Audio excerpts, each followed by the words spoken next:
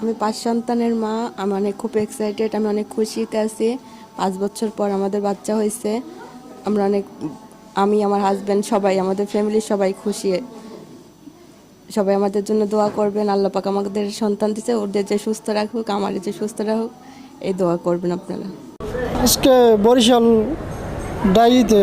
Diabetes হাসপাতাল হয়েছে, 5টা হয়েছে, 3টা ছেলে 2টা মেয়ে।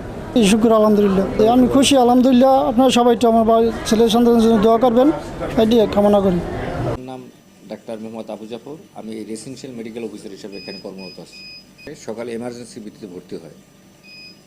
তো এই একাধিক বাচ্চা থাকলে আমরা সাধারণত সিজার করি, কিন্তু সে লেবার পেন নিয়ে আসছে।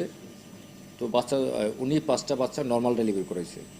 করোনার পর আল্লাহর রহমতে বাচ্চা এবং বাচ্চার মা এখন পর্যন্ত সুস্থ আছে।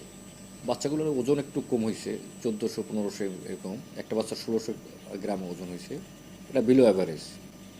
তো এই বাচ্চা এখন পর্যন্ত বাচ্চা মা উভয়ই ভালো আছে। আমরা উন্নত চিকিৎসার জন্য এই বাচ্চাগুলা বরিশাল শেরেবাংলা মেডিকেল কলেজে শিশু বিভাগে রেফার করছি, যাতে ভালো থাকে। আসলে এই হসপিটালে একটা রোগীর 3টে বাচ্চা হয়েছিল, আর সেটাতে আমি 5টা বাচ্চা আমি এই হসপিটালে দেখিনি। আমি 2010 সাল থেকে আসি, এই প্রথম আমার দেখা এই এক মায়ের বাচ্চা প্রসব করছে।